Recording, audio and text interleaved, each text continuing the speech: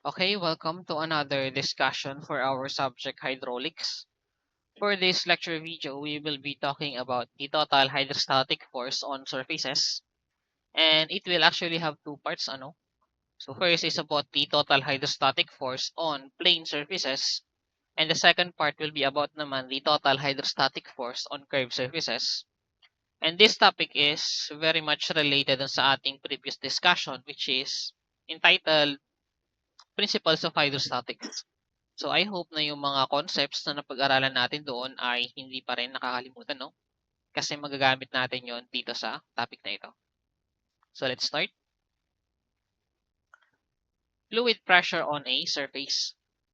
So basahin muna natin sa definition. Pressure is defined as force per unit area. If a pressure P acts on a small area, or that's the delta A, then the force exerted on that area will be F is equal to P times delta of A.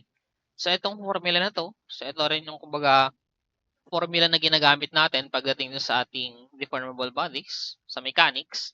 So yung formula na P is equal to F over A. So kumbaga dito rin-arrange lang natin and extract natin yung F mula sa formula na to. Okay, cross multiply natin, F is equals to P times the area. So ganoon din yung nangyayari dito sa ating total hydrostatic force, no? Pero ang kinukuha kasi natin dito is, sabi nga sa title, total hydrostatic force. So ang hinihingi usually sa mga problems involving this topic is the force. So ang unit ng force natin, so alam naman natin, so it is either Newton, kilonewton, or possible then in terms of pounds.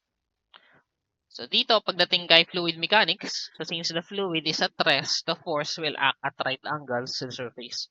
So ito yung pakakatandaan nung pagdating dito sa pagdating sa pressure na nag-act sa ating mga surfaces, since at rest lang yung fluid na i-consider natin, so lagi silang nag-act perpendicularly dun sa ating surface. So dito, next tayo. So general submerged plane. So if you consider a general plane shown, the total area is made up by many elemental areas. So dito sa ating figure dito, sa kanan, so meron tayong irregular shape dito. Kumbaga, ito yung kanyang front view, ito naman yung kanyang side view. So para siyang irregular na parang tabla siguro, isipin nyo, parang ganun siya. So etong parang tabla na to, ito yung pinaka-thickness niya. And then, i-consider kasi natin, since irregular shape ito, kumbaga pwede nating i-break down yung irregular shape na yun into small elemental areas. So, itong mga black dots dito, kumbaga dito project itong mga shaded naman dito sa side view ng ating plane. Ngayon, dito sa ating plane, so syempre meron tayong force na nag-act dahil dun sa pagiging submerged niya in any kind of liquid, kung ano mang liquid kung saan siya nakasubmerge. So dito, di ba previously, pagdating sa ating previous discussion, so napag-aralan natin na yung pressure pala pwede nating express as T gamma times H. So, anong ibig sabihin nito?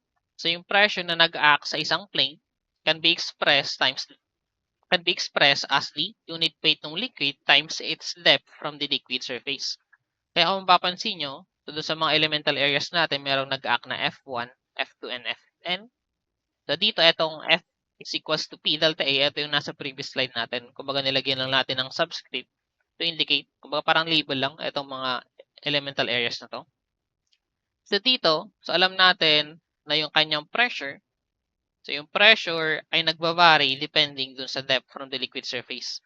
So kaya dito, yung technically pinaka-magnitude ng ating F1, F2, and F3, Fn, so syempre magkakaiba sila kasi magkakaiba yung depth nila from the liquid surface. So kung i-assume natin, siguro nandito yung ating pinaka-liquid surface. So magkakaiba yung depth ng mga point na yan from the liquid surface. Therefore, magkakaiba rin yung pressure at those points. So dito, ang kinukuha kasi natin, so take note no, is the total. So total of the hydrostatic force, so lahat ng hydrostatic force na nag-act dun sa ating surface. So syempre, mechanics, di ba, pag kinukuha tayo ng resultant, ginagawa natin, pinag-add lang natin lahat ng forces. Technically, this is R, so yung resultant natin is equal to F1, F2, and so on and so forth. Or pwede natin siyang express yung resultant or the total hydrostatic force on surface as the summation ng P times the delta A. So, kumbaga pinagsum lang natin lahat ng mga force na nag-act dun sa ating small elemental areas. Pagdating naman dun sa ating general submerged plane, so for a horizontal plane submerged in a liquid or a plane experiencing uniform pressure over its surface, the pressure P will be equal at all points of the surface. Thus, the resultant force will be given by, so R is equals to pressure times the area of plane lang. So, ang nangyari kasi, palit lang ako ng kulay. Kung maganda, para mas okay pa rin si red, mas litaw siya. So, ito na lang, kulay red na lang yung liquid natin. So, let's say ito yung ating liquid surface. And then, meron tayong sinubmerge na horizontal plane. So, ang i-drawing ko na lang is yung parang pinaka-side view ng ating plane.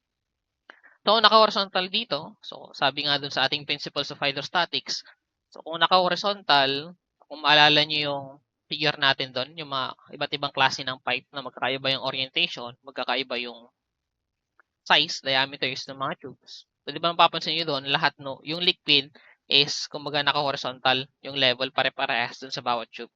So, recall nyo na lang no, nandun sa ating previous na PowerPoint. So, dito, ibig sabihin nun, palit ako ng kulay, kasi black muna.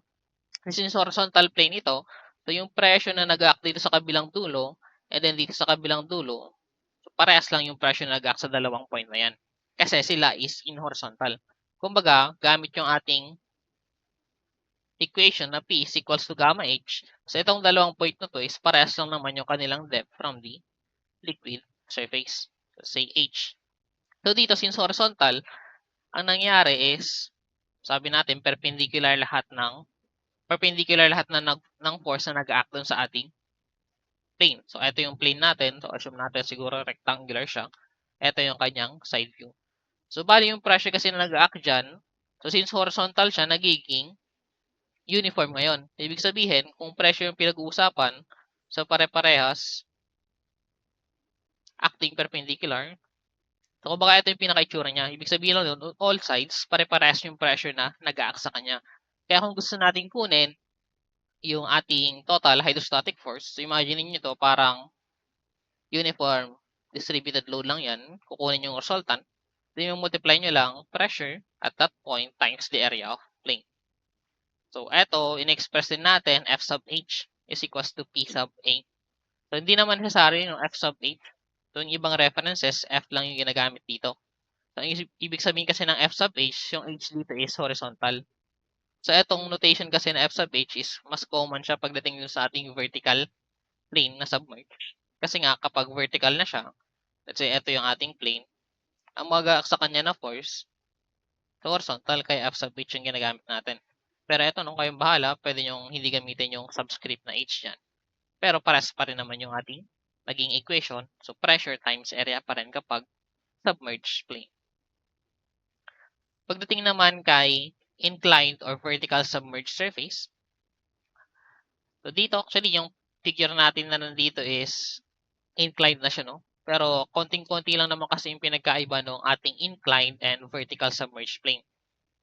So dito, kung gusto nating kunin yung ating total hydrostatic force, F, so ang pinaka-general na equation natin para sa kanya is ito actually, no? Palit ako ng kulay para hindi pares na yellow. So ito siya.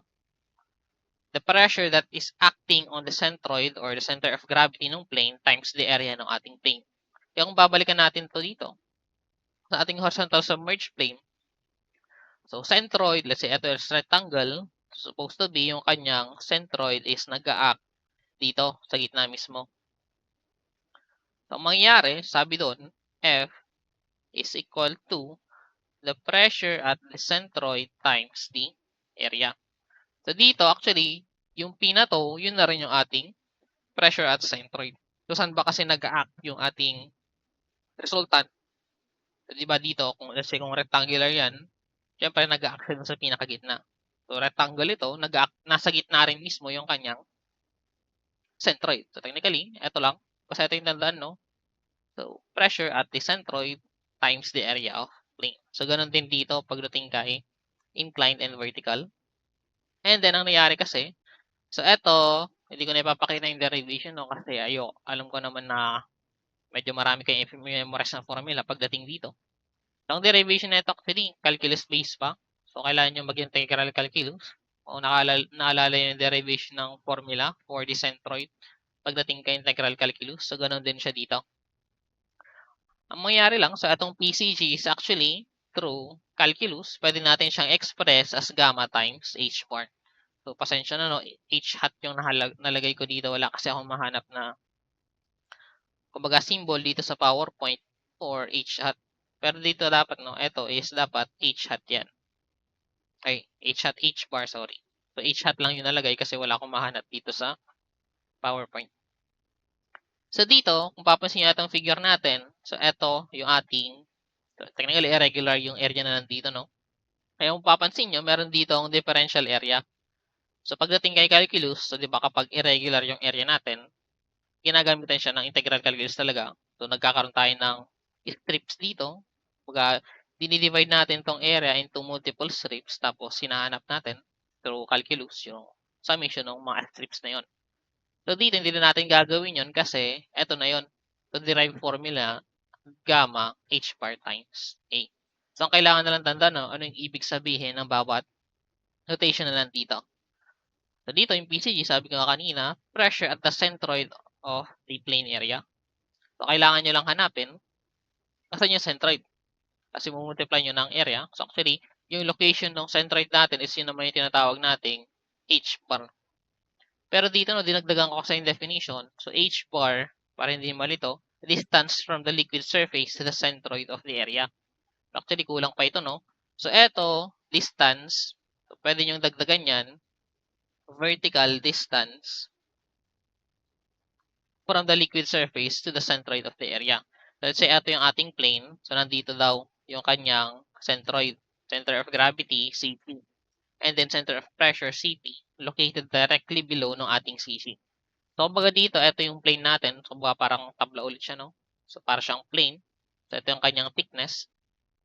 So, ang nangyayari kasi, syempre yung F natin, sabi nga natin kanina, since at rest, yung ating force is acting perpendicularly dun sa ating plane. And then, etong F natin, so take note, no, hindi siya nag-act dun sa mismong center of gravity natin. Bagkos siya ay nag-act dun sa ating center of pressure, which is located directly below ng ating CP. So, eto, naka-incline siya. So, kumbaga, eto, kung mapo-project nyo vertically ito, so imagine niyo nakatayo ito ng vertically. So, ganun naman, hindi naman papalitan yung notation pa rin natin. So, yung distance from the CG papunta dun sa ating CP is yun naman yung tinatawag nating eccentricity. So, kung titingnan nyo, no, yung ating h bar, ito yung h bar natin.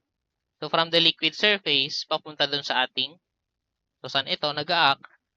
So, etong part na to, nandito yung ating CG. Etong part na to, nandito yung ating CP. So, tignan nyo na lang yung line of action ng projection ng ating area, no? And then, yung area, sa area ng plane. So, kailangan din, siyempre, kabisado geometry, yung mga areas ng ating common shapes. And, mas okay sana kung kaya din, pati yung mga areas ng ating mga composite shapes. Kasi kakailanganin nyo yun dito. So, additionally, yung tinatawag nating eccentricity kanina, which is the distance from the center of gravity papunta dun sa center of pressure, is meron siyang equation. So, pwede natin siyang makuha as d I sub g divided by a times y bar. So, eto, y bar din to. Wala akong mahanap na y bar dito, kaya y hat yung nalagay ko. So, yung y hat natin is actually eto siya. Nandito yung ating y hat. So, etong IG natin, yun yung ating centroidal moment of inertia. So, nakita niyo yung moment of inertia, ibig sabihin, siyempre, kabisado din dapat yung ating mga formulas pagdating kay moment of inertia, pati rin kay centroid na rin, sama nyo na. Yung area natin, area ng plane pa rin, and then yung y bar natin is actually merong dalawa. Kumbaga, ito lang yung talagang pinagkaiba ng ating inclined and vertical submerged plane. So, pagdating kay vertical plane, kung ano yung ginamit yung h bar dito sa formula ng F, so kung ano yung ginamit nyo dito, so yung h bar na nandito, yun na rin yung gagamitin yung y bar kapag siya ay vertical syempre. Pero kapag inclined yung ating plane, so kung madadagdagan lang extra step, yung ating h bar kailangan mo na siyang i-divide ng sin theta. Kapag inclined yun, no, take note. So, dito, yung ating angle theta, so, eto siya, the angle ng line of action ng plane natin from the liquid surface. Then, take note, no? Baka kasi dito ibigay yung angle. So, yan din yung ating theta. So, okay, malilito, no? Anong law na ba't nakalimutan ko din yung pangalan? Parallel angles, parang ganun siya. So, dito, sabi ko nga, kailangan memorize yung formula ng centroidal moment of inertia and then ng ating centroids. Moment of inertia and centroids, kailangan i-recall. Pagdating naman dito sa ating properties of common section, so nilagay ko na dito since baka limot na yung mga basic na properties. So, linagay ko dito actually meron tayo ditong 10 plane, which is kung kaya naman, so dapat kawisado lahat, no? From the area to the centroid to the moment of inertia, centroidal moment of inertia. So, kailangan tandaan, no? So, dito, doon tayo sa pinakauna. So, ito naman yung mga common, no? Triangle, rectangle, and then circle. So, dito meron kasing IX. So, dito na lang kay rectangle. So, meron tayong IX, IY, tapos IGX, IGY. So, ang question ko sa inyo ngayon, so, ano yung pinagkaiba ng dalawang ito? So, dapat alam din, no? Pag mag-memorize kasi kayo, baka iba yung magamit nyo pagdating doon sa ating formula.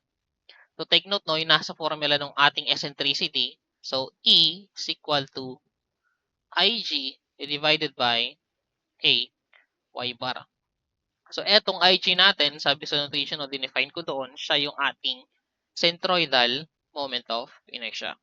Kaya kung titingin kayo dito, ang kailangan niyang memorize, actually dito, nilagyan ko na din para hindi malito, no? So, titingnan nyo yung mga IGX, IGY. Depende na lang sa orientation ng figure niyo. So, pinagkaiba naman ng IX, IGX. Actually, etong IX, so kung titingnan nyo yung ating plane, nandito yung ating X and Y axis. So, pag sinabing IX, so yun yung moment of inertia ng ating plane about doon sa mismong x-axis. Samantalang ito namang IGX is ito mismo yung moment of inertia about dun sa centroid naman ng ating plane. Ibig sabihin, itong IGX kasi na to, so hindi naman lahat ng references IGX yung notation na ginagamit. So yung iba IX4, may iba-iba pa yung ginagamit na notation, no?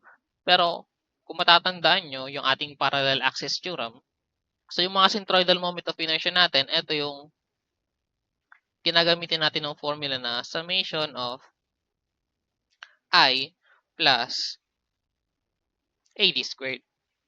So, yung familiar pa to, no?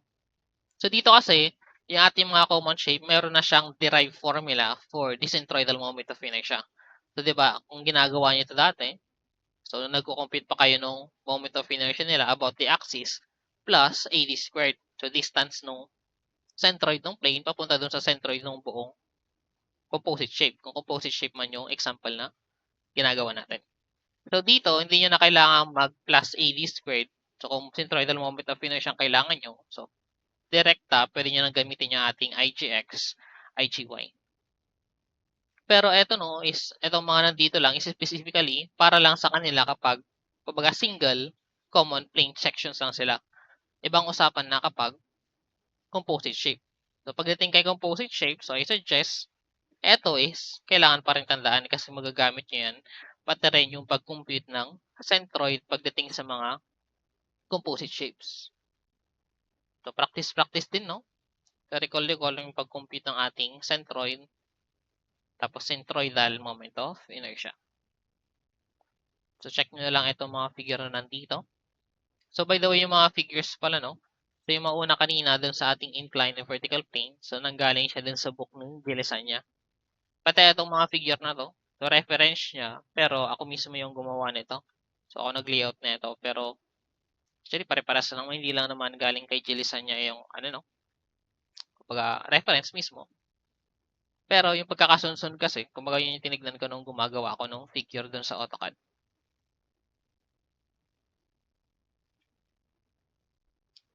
So let's try para ma-practice yung ating problem. Sample problem number 1. A vertical rectangular plane of height h and base b is submerged in a liquid with its top edge at the liquid surface. Determine the total force acting on one side and its location from the liquid surface. So, palit ako ng kulay. Black na lang gamitin ko siguro. So, dito daw, meron tayong plane. So, drawing ko muna yung liquid surface natin. Let's say, yan yung ating liquid surface. And then, meron daw submerged na rectangular plane. So, meron siyang height h and base b. So, dito na walang binigay na exact values. Therefore, kailangan nating express in terms of parameters. In terms of b, in terms of h, in terms of gamma. So, binanggit lang kasi dito, liquid. So, hindi naman sinabi kung anong liquid. So, technically, gagamitin natin gamma na as is. So, gamma ng liquid. Ang pinaka-importante dito na kailangan tandaan, no? So, yung note na ito. So, top edge at the liquid surface. Ibig sabihin, so kung titingnan natin yung side view ng ating vertical rectangular plane, so yung pinaka-top edge daw ng ating plane is nandun mismo kay liquid surface. So, ito yung side view, no? Kung ipro-project nyo siya, so ang itsura niya,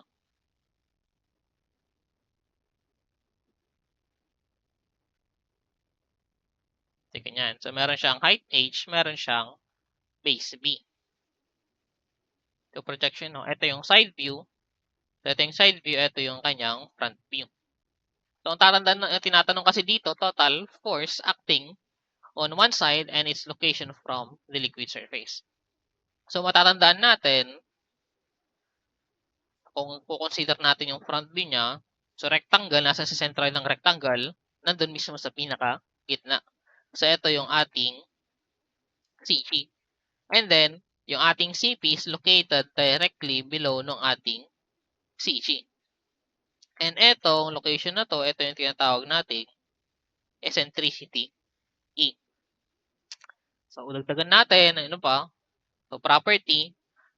So, di ba ang kailangan kasi natin pagdating kay A, let's say, yung ating FH, the total hydrostatic force, ito is gamma ng liquid H bar times the area. So, area, wala na tayong problema dyan. Parang sakit sa mata ng red kasi. Try yellow na lang. So, yung ating area, wala na tayong problema dyan. So, syempre, yan is equal to area ng rectangle.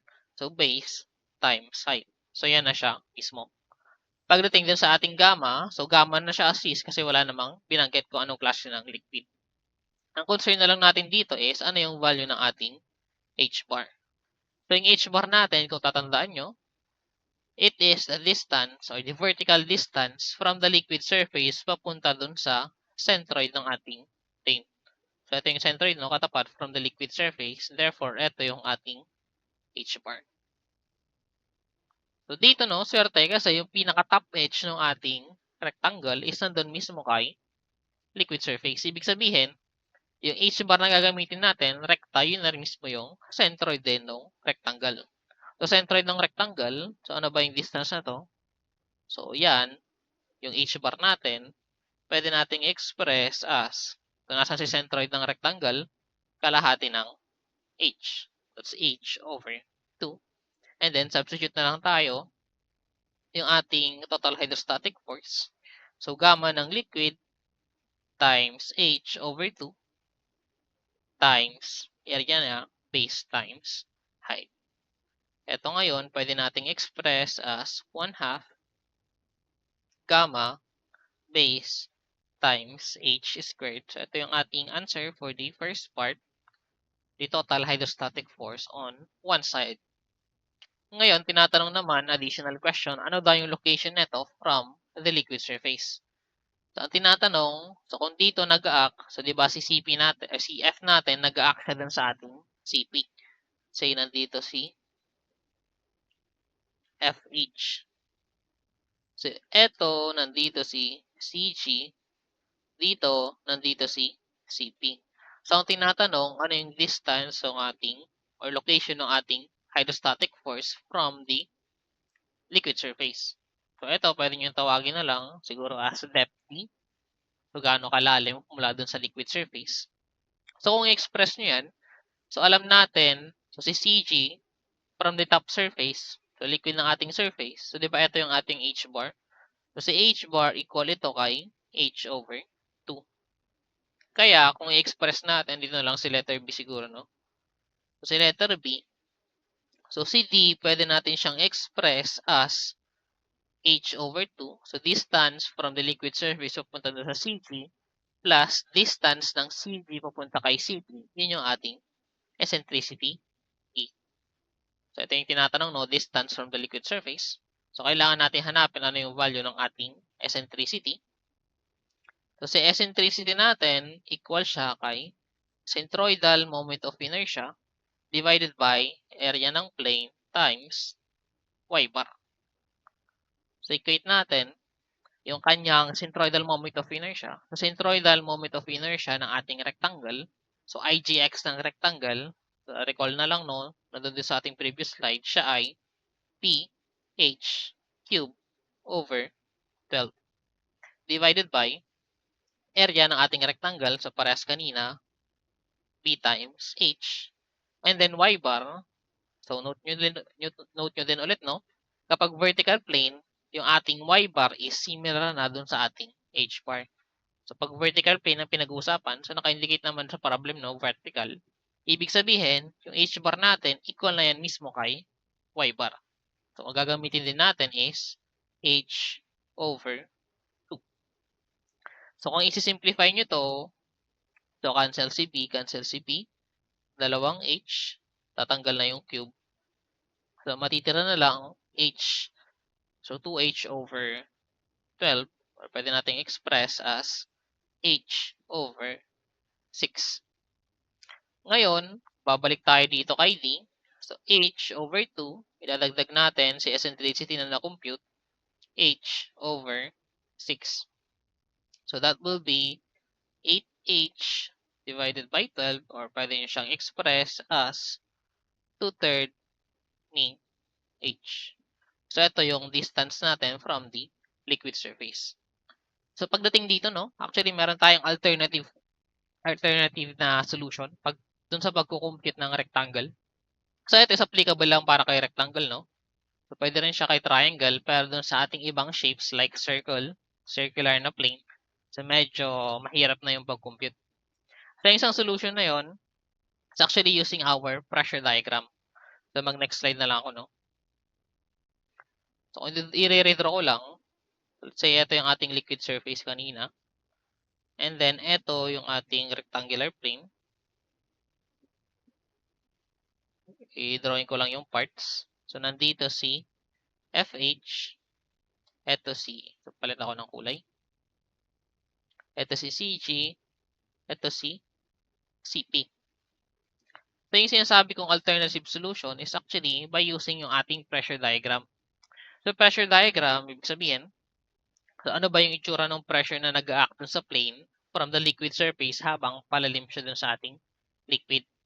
So, di ba, pagdating din sa ating principles of hydrostatic, previous discussion natin, so kung magdodrawing kayo ng pressure diagram, so dito na lang mismo kay plane with the drawing, no? So, red na lang. So, habang palalim tayo, palaki ng palaki yung value ng pressure. So, let's say, at the liquid surface, 0 yung pressure. And then, habang palalim ng palalim, so lumalaki din yung value ng pressure. So, technically, yung itsura ng pressure diagram natin, so ito siya.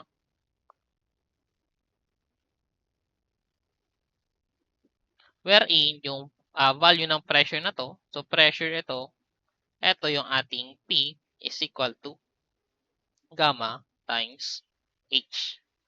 So, dito, no, yung ating FH is actually, yun din yung resultant ng ating pressure diagram. Pero take note, no, itong pressure diagram natin is 3D. So, ibig sabihin, kumbaga yung itsura niya, so kung dito, nilirito ko lang separately, no. So, kung ito yung ating, kumbaga side view ng ating pressure diagram, ito kasi is 3D. Ibig sabihin, meron siyang perpendicular na width pa. So, parang ganyan. Parahin ko ito pala. So, para siyang wedge yung itsura niya. So, ito yung face niya, tapos meron siyang perpendicular width dun sa ating figure dito. Technically, 3D shape to, no? So, kung gusto mong kunin yung ating FH, so yun din actually yung resultant nung pressure diagram na 'to. So, parang nagko-compute kayo ng volume. So, eto kasi 'di ba yung resultant natin kapag triangular load, yun yung pinaka-area nung triangular load. Dito naman, since 3 dito, kapag gusto niyo kunin yung resultant ng pressure diagram natin, so parang nagko-compute lang din kayo ng volume. So, kung eto alam natin, yan is yung ating P na gamma times H. So, eto yung height, 'di ba? And then, yung eto yung kanyang, sorry. So, eto naman yung pinaka-base ng ating plane. So, take note, no? Eto kasi is yung side view niya. So, kumbaga, dun sa ating, iba naman na yung napindot. Wait lang. So, yung dito, palit ako ng kulay. So, kumbaga, eto yung pinaka-front view naman ng ating plane. So, yan siya. Kumbaga, eto yung kanyang pinaka-area. Yung shaded part na yan. So, dito, kung gusto mong kunin sa FH, so, di ba si FH kanina, siya is 1/2 gamma times base H squared. So, kung gusto mong kunin yung volume nito, yun din actually yung magiging resultant nung ito rin siya mismo, si FH. So, let's say kunin natin tong volume na to. So, etong base na to is, alam natin, so resultant ng ating pressure diagram. So, di ba pag nagko-compute tayo ng volume, so kino-consider mo natin area ng plane tapos i-multiply na lang natin ng perpendicular width. So, kailangan mo natin kunin ano yung area ng triangle na ito. So, that is 1/2 ang base niya, gamma times H times yung kanyang height, which is H. And then, ito yung kanyang perpendicular width naman, which is P. So, papansin nyo, kung i-rearrange natin to, ito is equal din kay 1/2 gamma base times H squared. So, kumbaga, kinumpute nyo lang yung volume ng pressure diagram na to. So, ang kagandahan kasi nito, so mas madaling kunin yung kanyang location. Kasi, nasan yung location ng resultant na to or yung ating total hydrostatic force.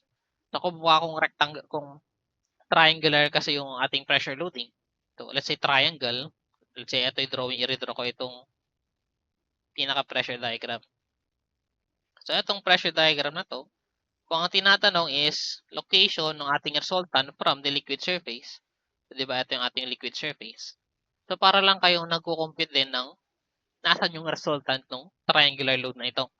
So, yung resultant niya, so nandito, siguro banda, no? And then, kung alam nyo kasi yung formula ng centroid for the triangle, so matik, alam nyo, kung ito is H, so lagay ko lang H. So, kung yan is H, ito is H over 3, ito is 2H over 3. So, kung titingnan nyo yung sagot natin sa location actually, siya ay 2H over 3, no? 2/3 ng H. So, ito rin siya.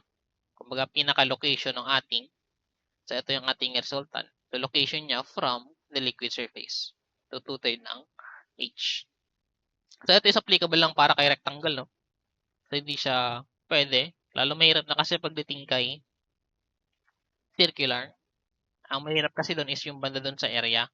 So, kailangan nyo gamitan ng integral calculus ulit kung gagamit kayo ng ganitong solution.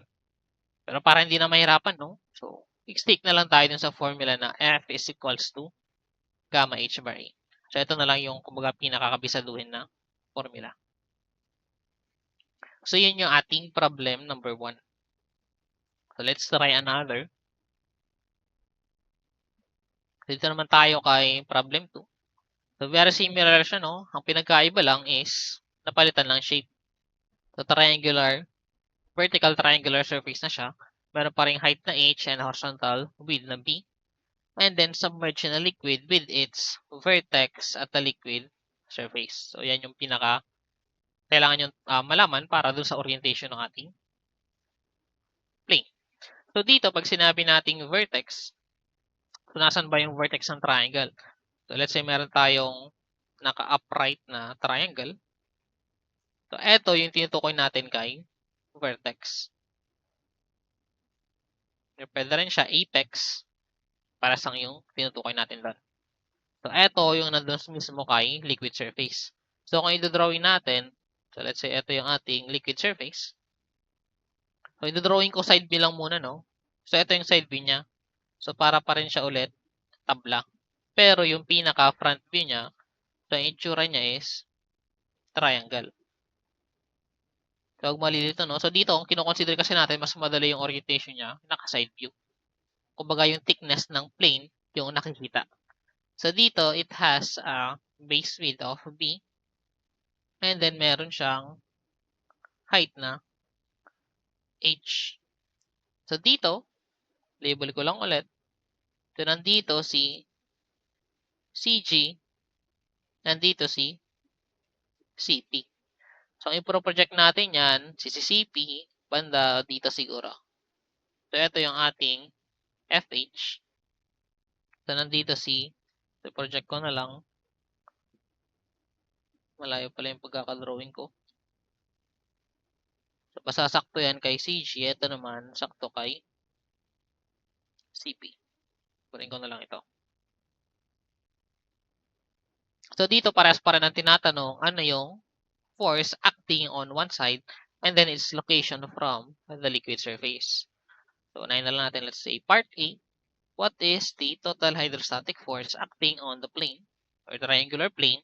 So, ang formula na gagamitin, unit weight ng liquid, distance from the liquid surface to the centroid, and then the area ng plane. So, dito, yung ating gamma, so assist na siya kasi wala na ulit binanggit na liquid. Pagdating sa H-bar, so kailangan tandaan, kasi H-bar, di ba, location from the centroid to the liquid surface. So, vertical distance, ibig sabihin na tinutukoy niyan, ito. So, ito yung line of action ng CG natin, no? So, ito yung ating H-bar. So, H-bar ng triangle from the vertex. So, kung i-ano kasi natin, so, dapat memorize, no? So, ito, so, ito na lang siguro kay ano. Burahin ko na lang itong H na to. Dito ko na lang ilagay. Yan. So, from the apex, etong distance na to, so from the liquid surface, papunta doon sa centroid, so centroid ng triangle yan, yan ay 2h over 3, and then dito sa baba, h over 3. So, centroid line yan ng triangle, no? So, huwag kakalimutan. Therefore, yung gagamitin nating value ng h bar is 2/3 ng h. And since eto ulit is vertical plane, so matik mamaya ang gagamitin natin for y bar, eto na rin siya, 2/3 times h. And then for area, so area ng triangle, so 1/2 base times, height lang naman yan. Like kung gusto natin kunin, so salpak lang natin dito sa formula. So wala pa ulit actual values, no? Kaya in terms of notation ulit yung answer natin. So gamma ng liquid times h bar, 2/3, so 2h over 3 multiplied by 1/2 base times height. So, ang isi-simplify natin, ito ngayon is, so 1/3 gamma base times h squared. So, ito yung ating total hydrostatic force acting on one side of the plane. And then, kung location naman yung pinag-uusapan, so liquid, from the liquid surface ulit, so kailangan natin mag-compute. So, yung B, so express na lang ulit natin siya. So, ito, yung tinutukoy. Talagay siguro natin, depth na lang ulit. So, yung depth, pwede ulit natin siyang express as T h bar plus E. So, yung h bar, so ito kasi siya, di ba? And then, ito yung ating eccentricity. So, technically, yung ating D, ito, is equal lang kay h bar plus E. So, yung h bar natin, alam natin kanina na ito is 2/3 ni h plus E, which is, yun yung kailangan nating computin. Value ng eccentricity. That is the centroidal moment of inertia ng triangle divided by area ng triangle and then y bar. So, substitute. So, kailangan memorize, no? Centroidal moment of inertia ng triangle, that's base times height cube divided by 36 divided by area ng triangle, that's 1/2 base times height, and then y bar na gagamitin natin, 2/3 h. So, simplify lang. So, cancel si 2, cancel si cube, mawawala itong dalawang h, cancel si isang b. So, that will be 3/36, or that is h over 12. So, ayan na yung ating value ng e. And then, so kunin natin si d is equal ngayon kay 2/3 h plus h over 12, that is 24, 27 divided by 36, or pwede natin siyang express as 3/4 naman ni h. So, ito yung ating answer for the part B. So, pagdating dito kay triangular, so pwede nyo rin ulit gamitin yung resultant pa rin pag-compute ng resultant ng ating pressure diagram. However, no, so hindi ko na siya sinasuggest for other plane aside from rectangle kasi baka mas mahirapan kayo dun sa pag-compute ng resultant using the pressure diagram na solution. So, i-suggest na ito na lang, dito na lang kayo mag-stick kay F is equals to gamma H bar times A. So, yun yung ating problem number 2.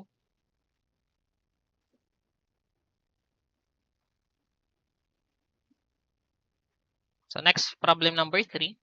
So, dito meron na tayong mga values, no? So, find the total hydrostatic force acting on one side of a vertical rectangular gate, 2 meter wide, 3.2 meter long, and its location from the liquid surface. Tapos, mayroon daw dalawang scenario. So, if the gate is submerged in water with its top edge at the water surface, and if the gate is submerged in water with its top edge 1.8 meters below the water surface. So, dito na lang tayo sa kabila, mag-drawing. So, for the part A, ang ating scenario, ito yung ating liquid surface.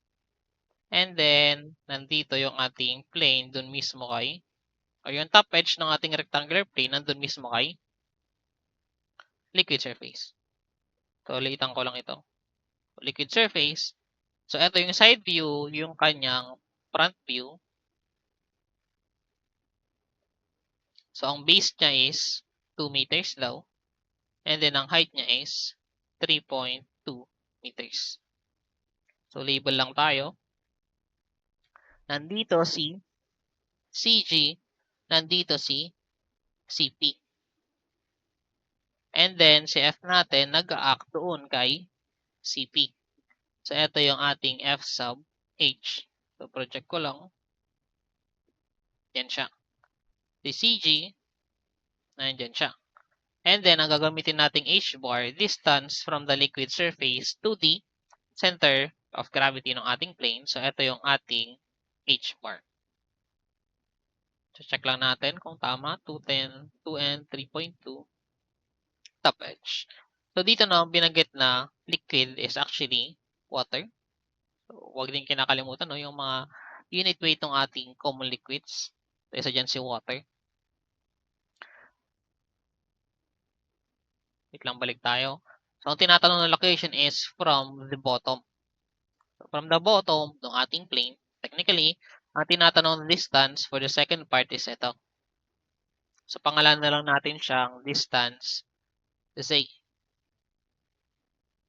So, una, ang tinatanong, what is the total hydrostatic force acting on this plane kapag ganyan yung scenario natin? So, yung ating F sub H is equal ngayon to gamma H bar times A. So, substitute tayo, what is the gamma na gagamitin? So, ang nabanggit na liquid is water. Therefore, gamit tayo ng 9.81 kilonewton per cubic meter. Multiply natin H bar. So, ano yung H bar naman ng plane na to? So, H bar, no? So, eto yung liquid surface natin papunta dun sa centroid ng rectangle. So, ilan yung centroid ng rectangle? So, kalahati ng height. Therefore, kalahati nung 3.2. So, 3.2 divided by 2.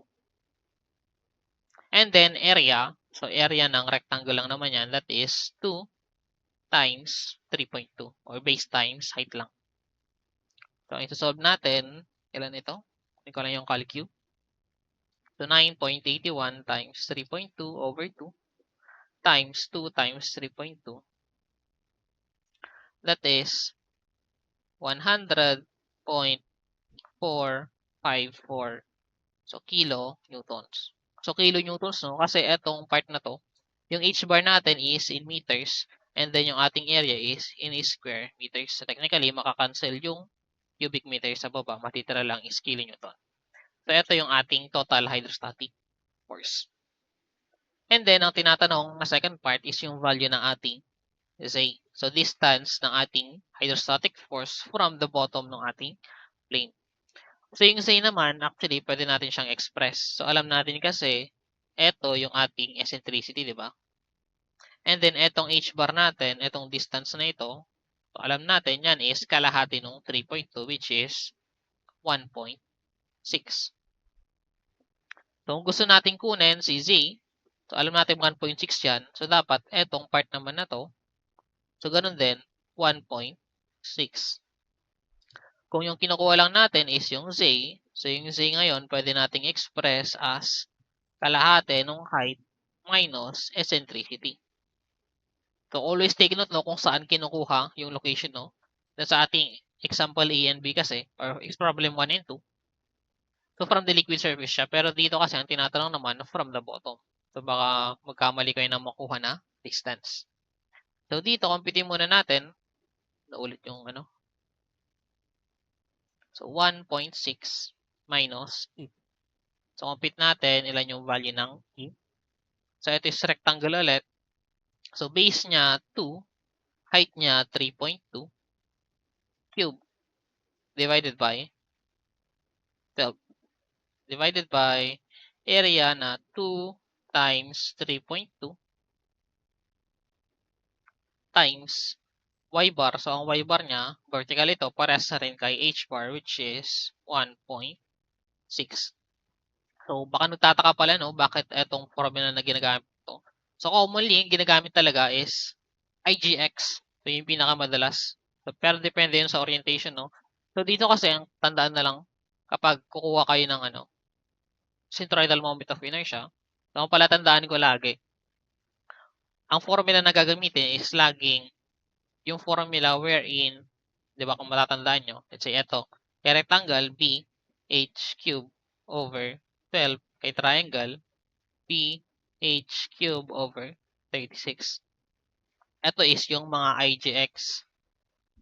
And then pagdating kay IGY, so meron naman siyang HB cube over 12 and then ito HB cube over 36.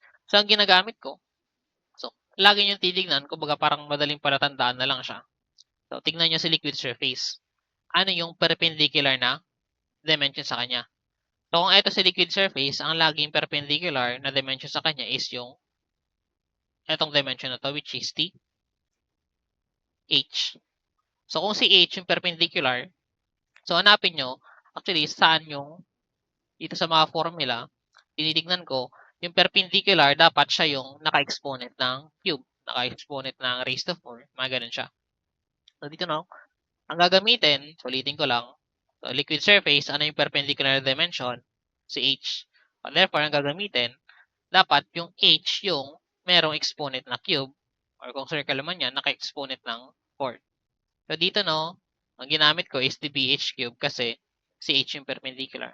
So, cube siya. So, hindi naman pare-parehas yung notation na pero kumbaga yun lang yung nung inaaral ko tong topic na to nung undergrad pa. So, yun yung ginagawa kong palatandaan. So, kung ano yung perpendicular, yun yung i-cube ko. So, pwede nyo rin gamitin para hindi kayo malito dun sa ating notation. So, dito kasi possible na magpalit ng orientation.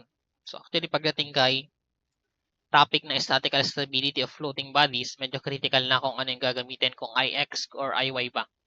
So, kailangan tandaan, no? Pero pagdating dito, yun yung pinakapalatandaan ko. kung ano yung perpendicular sa liquid surface na dimension, yun yung eco-cube. Kung rectangle man siya or triangle. So dito, simplify lang natin lang yung value ng E. 2 times 3.2 cube divided by 12 divided by 2 times 3.2 times 1.6. That is 8 over 15. Therefore, yung Z, pwede natin siyang express 1.6 minus 8 over 15. 1.6 minus 8 over 15, or that is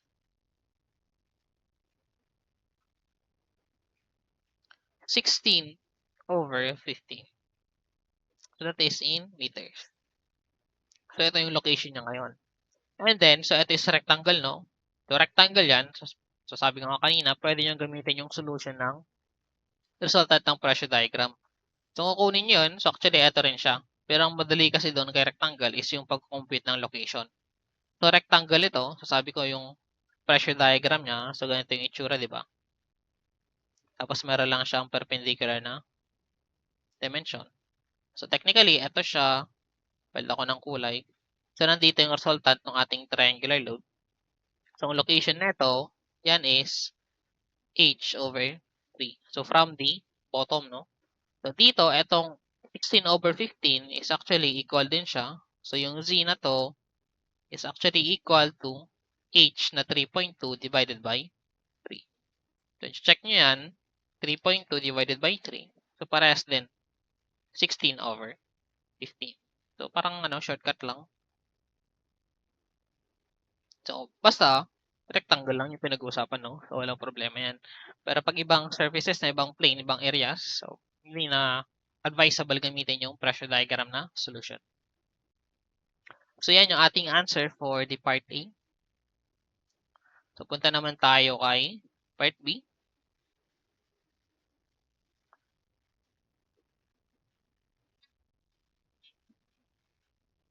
So si part B, so ito yung liquid surface natin. So same plane pa rin, ang pinagkaiba lang, yung top edge ng ating plane, hindi siya nandun mismo kay liquid surface. So meron pa daw distance na 1.8 meters. So ito pa rin yung ating rectangle. Ito yung kanyang front view. Nandito si CG, nandito si CP. So si CP, nandito nag-act so F sub H. So ito si CG, ito si CP. So yung H bar na gagamitin natin ngayon, so check ko lang, no, ito si CG, ito si CP. CG, CP. So ang gagamitin nating H bar is actually ito na. Ito yung pinagkaiba, no? Pag sinabi kasi nating H bar, so liquid surface lagi siya papunta kay centroid. So sa centroid natin, ito na siya, di ba? So ito yung gagamitin nating H bar. So para hindi malito, no? Yun yung tandaan, yung pinaka-definition ng ating H bar sa notation. So from the liquid surface, papunta dun sa centroid ng ating plane. So dito, balik ko sa yellow, yung ating FH is equal to gamma H bar A pa rin. Yung gamma natin, liquid pa rin, water, 9.81 kilonewton per cubic meter times. So dito, ilan naman yung H bar natin? So yung H bar natin, so di ba alam natin, ito is, so in total, yan is 3.2. Sentro ng rectangle, nasa kalahati, 1.6. Ito is 1.6. Therefore, yung H bar, pwede nating express as, so from the liquid surface, no? So liquid surface, pupunta dun sa top edge ng plane, 1.8. From the top ng plane natin, papunta sa centroid, 1.6. So idadagdag natin yan ngayon. So ito yung total nating H bar, 1.8 plus 1.6 meters. And then, pagdating sa area, so walang pinagkaiba kung ano yung area pa rin ng ating plane, yun ang gagamitin. So regardless kung nakalubog man na ganito or ganito dito sa example A natin. So hindi mapapalitan yung area, no? Kung ano yung area ng plane. So as is na yun. So 2 times 3.2. So, simplify lang natin. So, FH is equal to 9.81 times 1.8 plus 1.6, 2 times 3.2. So, we have 213.466 kilonewton. So, ito na yung ating answer, the total hydrostatic force. Ngayon, ang hinahanap naman is location from the bottom. So, ito pa rin siya, pangalanan ko siyang Z ulit. So, yung Z natin, pwede nating express. So, yung Z, pwede ulit natin siyang express. So, centroid pa rin ang rectangle. So, parang ganito pa rin siya. So, hindi naman nagbago, no? Si CP directly below the CG. So, we have 1.6 pa rin minus the eccentricity. So, ito pa rin, no? Kalahati 1.6. Ito pa rin si eccentricity. Itong buong ito pa rin, hindi naman nagbago, 1.6. So, compute natin si E. So, baka sabihin nyo, parehas lang yung lalabas dito. So, hindi, no? Ang nangyari kasi, yung H bar natin dito kay A, iba dun sa H bar pagdating dito kay B. So, dito kasi kay E, so di ba yung ginamit nating value ng Y bar, same siya kay H bar. So, dito, 1.6, pero dito hindi na siya 1.6. So, lagay lang natin BH cube. So, 2 times 3.2 cube divided by 12 divided by, so area, 2 times 3.2. Pero ang Y bar natin na gagamitin ngayon, since vertical ito, same siya kay H bar, 1.8 plus 1.6. So, 2 times 3.2 cube over 12 divided by 2 times 3.2 times 1.8 plus 1.6. So, we have 64 over 255. So, in fraction yung nilagay ko, no, para sakto mamaya. Yung ating Z ngayon is equal to 1.6 minus yung answer natin. So, magiging 344.255, or in decimal, ito is approximately 1.349 meters. So, yan yung value ng ating Z. So, yan na yung location niya from the bottom ng ating plane. So, check na lang, no? Baka may narong input ako sa calculator. So, sabihin niya lang if ever na nangyari yan. So, yan yung ating problem number 3. So, yung itong susundan, no? So, basta ang kailangan lang, no? Ang memorize nyo is itong formula na to. So, FH gamma H bar A. And then, formula ng centroid, formula ng moment of inertia. So, yun lang yung kailangan tandaan. Ang mahirap kasi dito, so kailangan nyo i-recall lahat dun sa statics na yung centroid and moment of inertia. And then, isa pa, so practicein nyo na rin paano kapag composite shape. So, binigay lang kasi ng properties, so mga figure na nandito sa lecture natin, is mga single common shapes.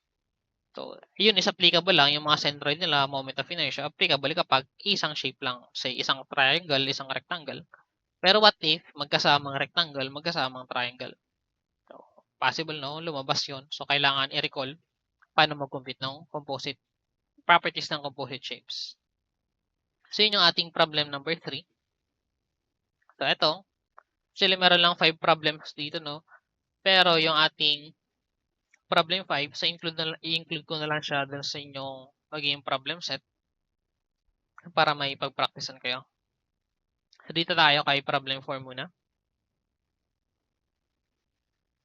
Kay problem 4, so determine the magnitude of the total hydrostatic force acting on one side of, or acting only 2 by 4 meter gate shown.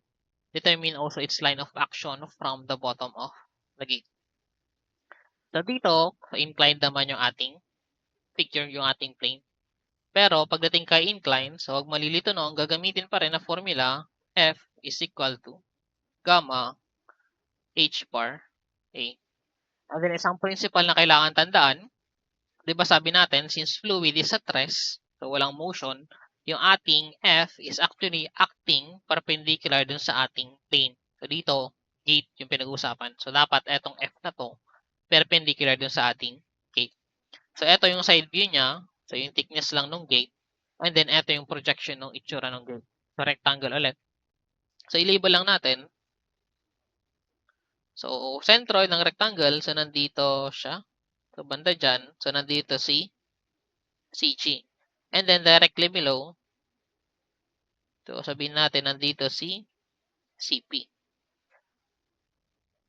So, mangyari ngayon, kung ipoproject natin yan, so, ito yung ating location ng CG. Ito yung ating CP. So, saan nag-a-act si F? Nag-a-act siya dun sa ating CP. Ibig sabihin, nandito yung ating F. So, yun na lang. Ito ko na lang i-label si F. So, yung arrow na ito. And then, itong distance na to, syempre, yan yung ating eccentricity. So, tandaan, no? Perpendicular si F dun sa ating plane. So, ito kasi, meron kasing follow-up question. So, line of action from the bottom of the gate. So, ibig sabihin, so, paano ba yung line of action ng ating F? So, naka-perpendicular siya sa plane. So, ito siya, naka-slant yung line of action niya. Therefore, ang tinatanong na distance is, ano yung distance nito from the bottom of the gate? So, ito yung tinatanong na distance. So, yan. So, panglaan na lang natin, siguro yan is y. So, baka kasi mali to. So, kapag hindi nyo alam na yung ating F na nandito is perpendicular sa plane, so baka ang isipin nyo, horizontal ngayon si F. Tapos, ang kunin nyo, si horizontal si F, no? Baka ang kunin nyo is yung eto na distance from the bottom of the gate. Let's say H. So, hindi yan yung tinutukoy, no? Hindi yan. So, line of action, nandito kasi yung phrase na line of action, no? So, paano yung line of action? Perpendicular dun sa gate. So, ang tinatanong is ito. So, hindi siya yung ito, no? Baka mali to. Burahin ko na. So, yan yung mga parts. Pero dito, actually, hindi natin pwedeng gamitin itong direct na formula na ito. So, bakit? Kasi, we have multiple layers of liquid. So, hindi naman natin pwede makuha na so, gamma ng liquid. So, hindi natin kasi ito pwedeng express as summation ng gamma H bar A. So, hindi natin pwedeng gawin ito, no? So, kailangan natin gawin para makuha yung ating magnitude ng total hydrostatic force. So, pagdating sa notation natin, so, di ba meron pa tayong isang formula? Kumbaga yung pinaka-general na equation natin sa pagkukompute ng ating total hydrostatic force. So, ano yung formula na yun? Yun yung ating F is equals to the pressure at the centroid times the area of plane. So, for this case, kung gusto mong kunin si total hydrostatic force, so mas okay na ito yung gagamitin. Kasi, marunong naman tayo mag-compute ng pressure to the centroid of the plane natin. So, parang ito na yung previous topic natin, total hydrostatic force. So, sabi natin, from the liquid surface, habang palalim tayo, so positive yung pressure. So, nadadagdagan yung ating pressure. And kapag paakyat naman, yung pressure is nababawasan. So, dito, siyempre, mag-start tayo dun sa top. So, meron tayong pressurized air, 32 kPa. So, always take note of the unit, no? Naka-kPa. So, dapat yung pressure na mapuproduce ng bawat layer, so, i-express nyo na rin in terms of kPa para hindi magkaroon ng pagkakamali dun sa mga units. So, baka kasi iba yung mapalabas yung values. So, ito yung gagamitin, no? Okay, kumpitin muna natin ano yung ating PCG. So, yung PCG natin, so, start tayo kay top, papunta dun sa centroid ngayon ng ating plane. So, dito, so, anong ibig sabihin ng ating air? P is equals to 32 kPa.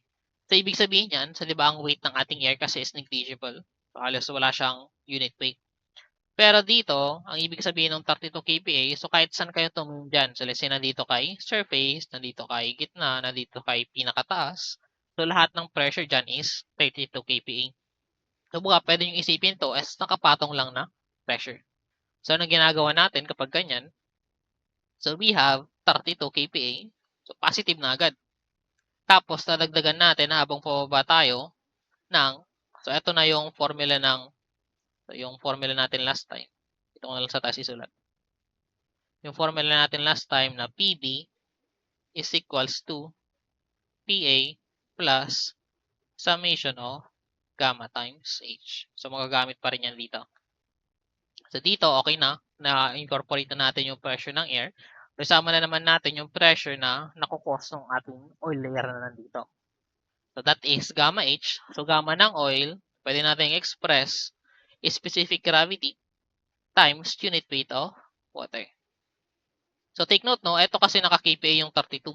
Kaya ang gagamitin is dapat yung naka-kilonewton per cubic meter na version ng ating unit weight of water. So, kapag yung newton kasi, ibig sabihin, naka-pascal dapat ito. So, kailangan mag-convert kayo, no? Para hindi na mag-convert, so, ang gamitin na lang natin, kilonewton per cubic meter. So, ito pala yung gamma ng oil, multiply natin. So, ano yung depth ng oil? 1 meters. 1 meter. And then, plus, so doon naman tayo kay water. So, pwede nyo ilagay, or kahit hindi na, yung 1.0. So, multiply lang naman kasi natin to ng 9.81. And then, thickness ng water layer, 1.5 meters. Plus, so glycerin, specific gravity, 1.26. Unit weight ng water, and then height niya. So, dito na mapalad kasi binigay na from the interface ng water and glycerin papunta dun sa CG. So, 3 meters na. Pero if ever na hindi binigay ito, no? So, kailangan nyo mag-compute. So, may binigay naman na angle dito. So, compute na lang trigonometry, no? Siguro magagamit nyo dyan. So, sin theta, sin function. Since involved is yung vertical distance. So, practice nyo mga yun din, no? So, dito ang height from the glycerin, 3 meters. So, simplify lang natin para makuha yung ating PCG. 32 plus 0.8 times 9.81 times 1 plus 9.81 times 1.5, 1.26 times 9.81 times 3 meters. So, ito ngayon is 91.645. So, that is in kPa. Kung gusto natin kunin, ano yung value ng ating F? So, yung multiply lang natin yung ating PCG times area ng plane natin. So, regardless kung ano yung orientation, basta kung ano yung area ng plane na binigay, yun na yun. So, area ng rectangle, 2 times 4. Therefore, yung F natin ngayon is equal to, so, multiply lang natin yung answer natin ng 8. So, that is 733.158. So, dito na ginamit ko yung store value nung 91.645. Ito is kilonewton meter. So, ito na yung ating total hydrostatic force acting on the gate. So, meron na tayong F. Follow-up question. So, determine the line of action daw from the bottom of the gate. So, tinatanong naman ano yung ating Y dito sa figure natin. So, para magawa yon, so, anong gagawin natin? So, express natin. So, ano yung distance na ito?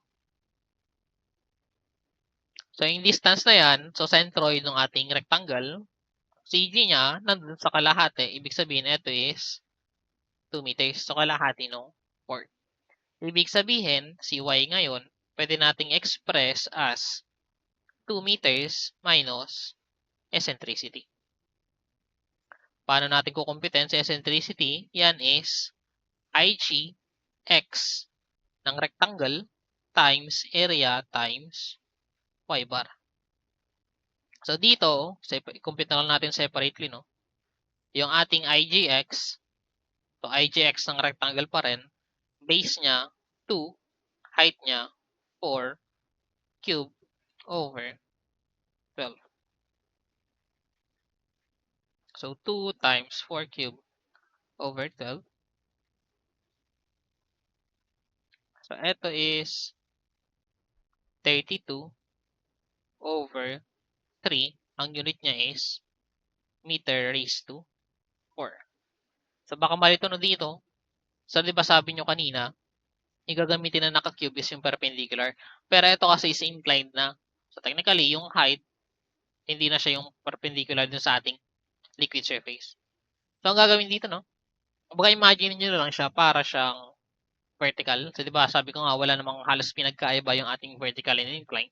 So, same notation na rin pagdating kay vertical. So, yung ating cube is yung h, hindi yung base, no?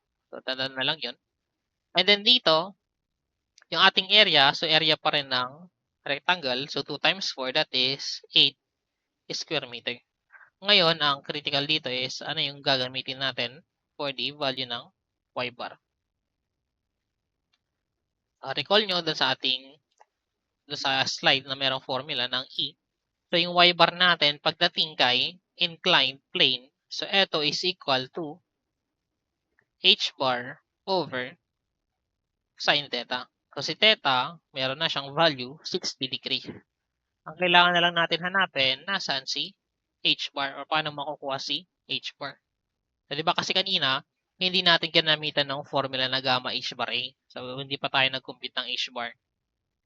Pero dito kasi, so kung tataka kayo, so baka natin dito, no? So, ito yung problema kasi madalas sa mga problems sa engineering. So, yung analysis. So, pag ganito, ang ginagawa ko actually, no? So, nawawala si h bar para makompleto yung ating formula. So, saan nyo hanapin sa h bar? So, dapat ang una pumapasok sa isip nyo, so ano ba yung mga formulas na merong h bar? So, actually, dito sa problem natin, si isa lang naman yung ating formula from the actually dito sa topic na to isa lang yung formula na may h bar. Yun yung ating f. Yung formula ng f na gamma h bar a. Ang pinagkaiba kasi kanina, so ang hinahanap natin is f and then wala tayong h bar na magagamit.